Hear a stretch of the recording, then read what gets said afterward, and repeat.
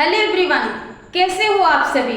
नीचे कमेंट करें और बताएं कि क्या आपको पीछे जितने भी वीडियो में ज्योग्राफिकल थॉट पढ़ाया गया समझ आ रहे हैं या पीडीएफ्स ही ज़्यादा बेटर हैं। तो उस तरह के आपके मांग के आधार पर ही मैं वीडियो लेकर के आऊँगी, वरना मैं पीडीएफ से ही आप लोग को बता दूंगी जो इम्पोर्टेंट रहेंगे ज्योग्राफिकल थॉट के। तो मैं कल आपको यूनानी भूगोलवेत्ता के बारे में पढ़ाई, आज मैं आपको रोमन भूगोलवेत्ता के बारे में बताऊंगी, क्योंकि आपको जब यहाँ से क्वेश्चन पूछे जाए तो आप उसे आसानी पूर्वक कर सके, कंफ्यूज ना हो। तो सबसे पहले हम आपको बता देते हैं कि जब यूनानी साम्राज्य का पतन हो गया तो यूनानी जो विद्वान थे उनका विज्ञान की तरफ धीरे धीरे रुचि कम होती गई। फिर इसके बाद रोमन साम्राज्य का उदय हुआ और रोमन भूगोलवेत्ता ऐतिहासिक और प्रादेशिक भूगोल में विशेष योगदान दिए। और आपको मैं बता दूं कि रोमन भूगोलवेत्ता है कौन कौन, जैसे टालमी, स्ट्रेबो, प्लिनी और पंपोनियस मेला, ये सभी कौन है, ये रोमन भूगोलवेत्ता है। तो सबसे पहले हम टालमी के बारे में बता देती हूँ। टालमी रोमन भूगोलवेत्ता थे। इनका जो है कि महत्वपूर्ण योगदान था वो सामान्य भूगोल, मानचित्र कला तथा गणितीय भूगोल में इनका विशेष योगदान था। इनकी महत्वपूर्ण पुस्तक थी अल्मागास्ट। ये इसपे खगोल और गणित में महत्वपूर्ण ग्रंथ लिखे थे।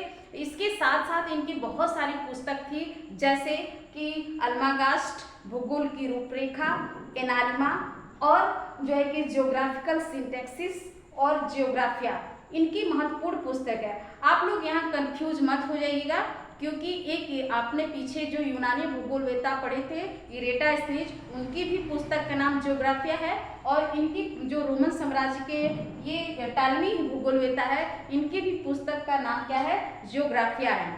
और स्ट्रोबो है, उनकी पुस्तक का नाम जियोग्राफी है। तो इन तीनों भूगोलवेत्ताओं के जो ये पुस्तक का नाम है आप लोग याद रखिएगा, कंफ्यूज नहीं होइएगा, क्योंकि ये हमेशा क्वेश्चन यहाँ नेट से में या पीजीटी में पूछ लिए जाते हैं।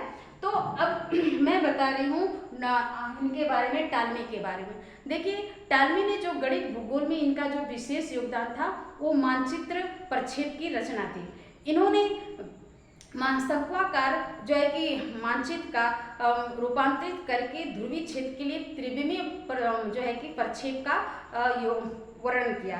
फिर इनका जो है कि टालमी जो है कि ये मानते थे कि भूगोल का वर्णन मानचित्र कला के रूप में करना चाहिए। और ये टालमी जो है कि ये शंक्वाकार विश्व के जो संसार का मानचित्र है उसे शंक्वाकार प्रक्षेप में उसका निर्माण किए।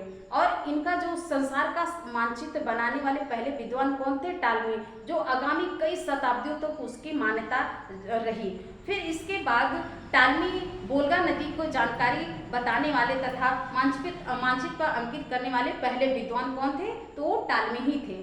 और बंगाल की खाड़ी को मानचित्र पर दिखाने वाले कौन पहले विद्वान भी यही टालमी ही थे। और साथ ही साथ जैसे गंगा नदी और उसकी सहायक नदियों का जो उद्गम स्थल है वो हिमालय को बताया था कौन पहले, तो टालमी ने ही बताया था।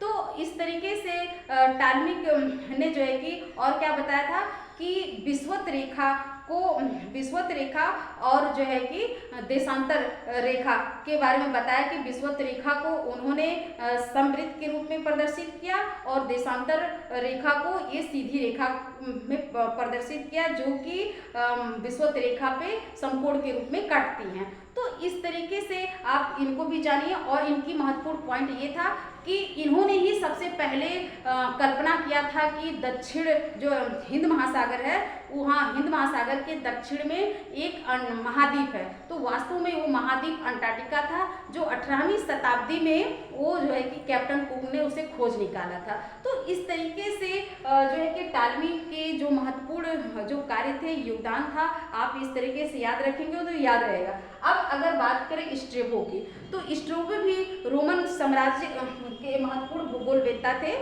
उस समय की समस्त ज्ञात संसार को इन्होंने 17 खंडों में विभाजित किया था और समस्त भूगोल को एक सामान्य पुस्तक के रूप में वर्णन करने वाले कौन विद्वान थे, तो स्ट्रेबो ही थे। और जो है कि प्राचीन भूगोल की जानकारी सबसे पहले स्ट्रैबो के ही ज्योग्राफी से मिलती है, क्योंकि इसके पहले जितने भी भूगोलवेत्ता, जो प्राचीन भूगोलवेत्ता की जो पुस्तक थी वो नष्ट हो चुकी थी। तो वो जो प्राचीन भूगोल के जो जानकारी थी सबसे पहले इन्हीं स्ट्रैबो की ज्योग्राफी से ही मिलती है। तो और स्ट्रैबो जो है कि इनका ये एटलस पर्वत और जो है कि एटलस पर्वत के साथ साथ जो है कि वेसुवियस पर्वत की जानकारी देने वाले कौन थे, तो स्ट्रैबो ही था। इन्होंने वेसुवियस पर्वत को जलता हुआ पर्वत के नाम दिया था। और जैसे वास योग्य स्थान को इन्होंने आकुमेन नाम दिया था, और जो वर्तमान में उसे यूकुमेन कहा जाता है। और पृथ्वी का आकार कैसा है, दीर्घायत है या ऑब्लॉन्ग है, ये कौन बताने वाले हैं, तो स्ट्रैबो ही है। तो इसके साथ ही साथ अगर मैं प्लिनी की बात करूं तो इनकी एक पुस्तक है, बार बार जो पूछा जाता है, हिस्टोरिया नेचुरलिस, जो प्लिनी का है, तो आप लोग याद रखें। और पंपोनियस मेला के हैं, पंपोनियस मेला की एक पुस्तक है जो 2 खंडों में बटी हुई थी, एक तो कोरोग्राफी, दूसरा डी कोरोग्राफी, और दूसरा जो है कि कॉस्मोग्राफी। तो इस तरीके से आप जो है कि केवल इम्पोर्टेंट पॉइंट जो है आप लोग याद रखिए, जो कि एकदम याद करने ही योग्य है, उसे आप इग्नोर ना करें, ताकि आप जो है कि एग्जाम में उसे आसानी पूर्वक कर सकें। धन्यवाद।